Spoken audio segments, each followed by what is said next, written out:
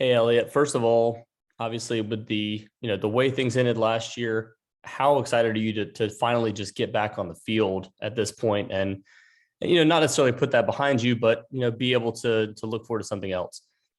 I don't know if that really doesn't factor in for me. I never put anything behind me, so that's a long way from being behind me. Trust me. And but I always love opening up. I always love getting started. I love practice. I love to get started with new guys. And there's a pleasure in coaching guys that have been with your program for a long time, like last year. And there's also pleasure in coaching young guys that you develop a team, hopefully, and you're going to have for a couple of years or 3 years to come. And but we're just excited to get started. But yes, 1 year doesn't really factor into the other. And for your team, I mean, how eager are they to get going in terms of, the new guys and the transfers that you have coming into the program, as well as some of the veterans that are returning now at this point? Yeah, players are always ready to get started. You like to play the game, and it's kind of like Allen Iverson said, practice. I mean, really, guys want to play, and that's what we all love to do. When you were a kid, you love to play.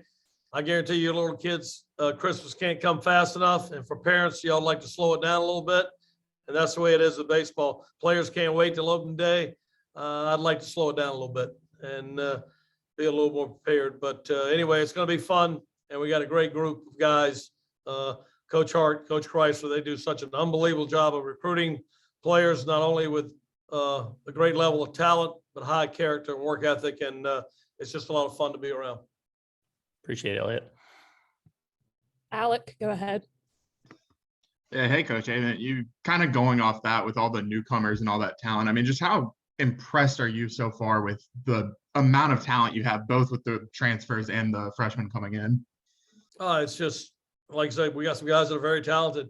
When you talk about, I was just in there talking to Brett Austin, and you're talking about, hey, we're probably gonna have a freshman starting behind the plate, a freshman starting in shortstop, and then we lost possibly as good a center fielder as NC State's ever had in Tyler McDonough last year, and so you got a new guy in center field. That's not exactly how you draw it up, but then I said, hey, Brett, how about your freshman year? Brett was behind the plate. We had Trey Turner started as a freshman. Logan Radledge started about half the year as a freshman, and Jake Fincher started in center field because Brent Williams, the other center fielder that you could speak of in the same breath as Tyler McDonough and Josh McClain, tore his ACL opening day, and Fincher was thrust into center field as a freshman. So we've been there before, and like I said, if you got good players, they figure it out, but they just got to figure it out a little quicker because the season kind of rolls. And then obviously it's so many newcomers, but you do have some big returners as well. How much of a luxury is it heading into a season to kind of have that 1-2 punch in the starting rotation kind of figured out with Matt and Sam coming back? Well, it's nice. It's really funny. Kanan Silver walked by the dugout the other day and came by and, fist bumped me or whatever. And I was like, boy, it sure is good to see you. Just to see Kanan Silver, David Harrison, obviously you mentioned Sam and Matt Willison and Chris Villeman, it gives you some reassurance. I'll be honest with you. I walk in the locker room and I see JT and Devante Brown. That brings a smile to my face too. So it's nice to have that comfort of leadership that is there, because you go through times during the season where leadership matters. And I think leadership in our locker room has been one of the big pluses of NC State baseball for a long time. Brett, go ahead. Yeah, Elliott, you mentioned a little earlier about how last year is, it sticks with you, but how much do you, if any, do you deal with it? You don't want to dwell on it, and obviously it's going to be motivation, but how much is it brought up, and how do you temper that? Never talk about it. It's never discussed. It's not discussed by players. It's not discussed by me. We never carry over 1 year to the other.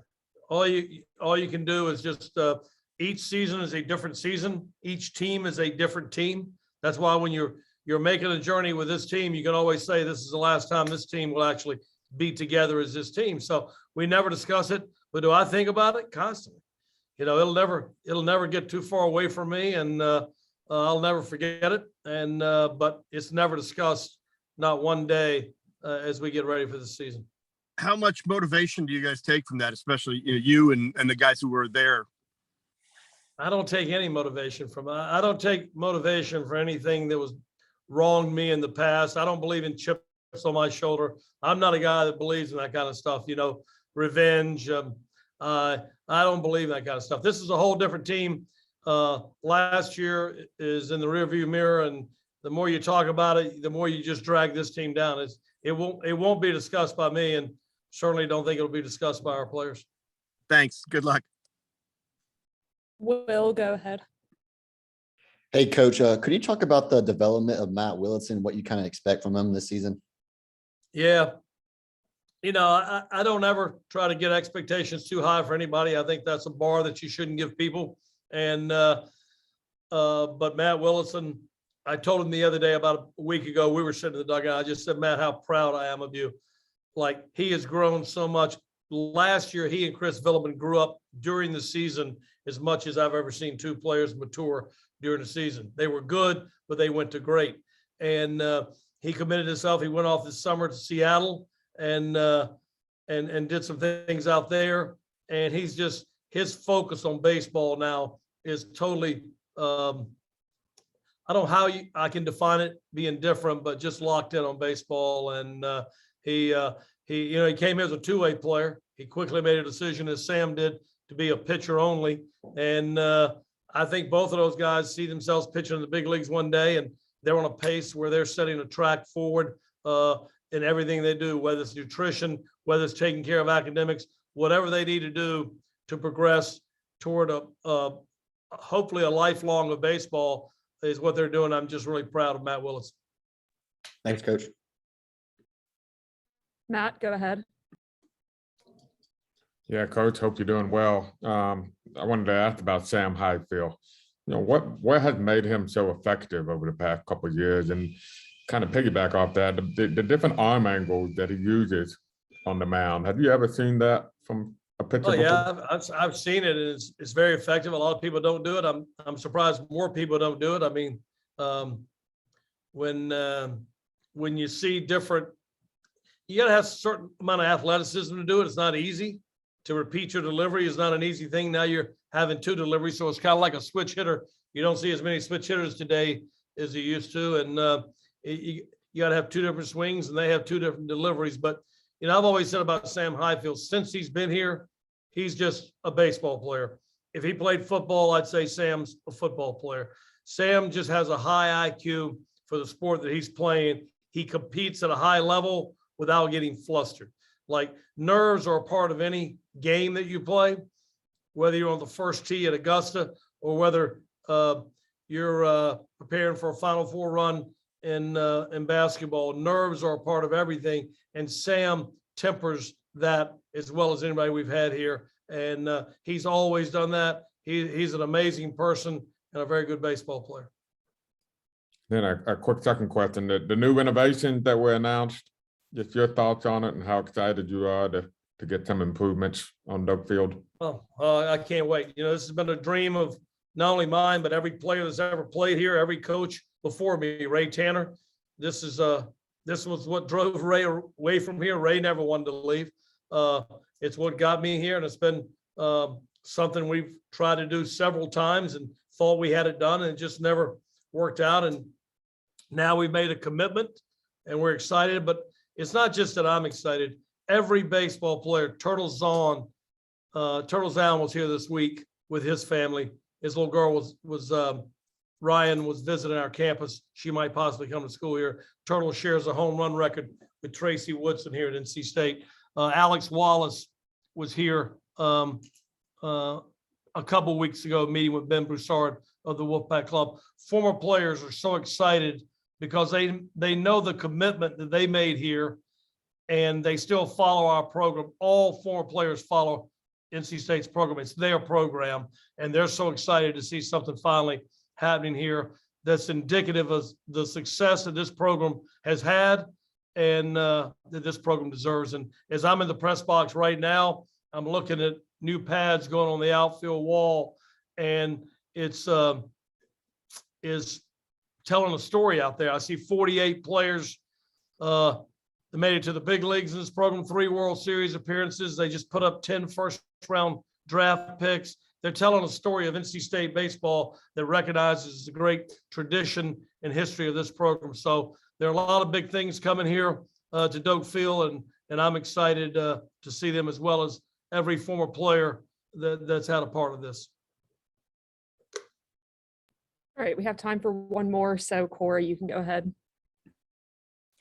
Elliott, wanted to ask you about Devante Brown, obviously coming off of last season, not quite the year he wanted to have from a consistency standpoint at the plate, but what have you seen from him this offseason in terms of trying to get back to where he was during that shortened 2020 season?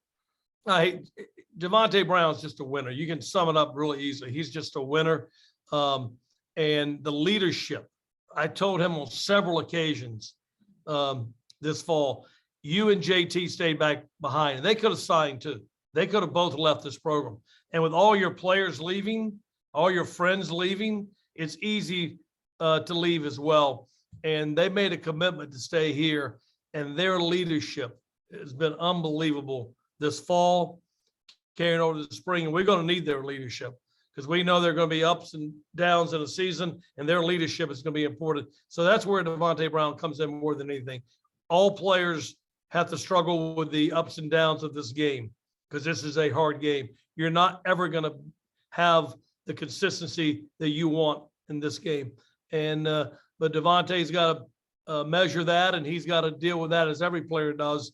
But and this fall, his leadership was so paramount. He had a hand injury that he had to miss a lot of the fall season, and he was the first one to every practice, the last one to leave every practice, because he knew his commitment and what he means to that team, this team. So Devante is a special individual, and we're so glad he's back for this season.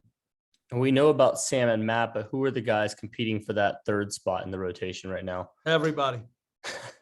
You, Matt, Brett, everybody's competing. Tony Haynes, if he's on here. Gary Hahn, I'm not sure, but Tony Haynes will give him a chance. But we got a lot of people competing for that third spot. Thanks. Thank y'all.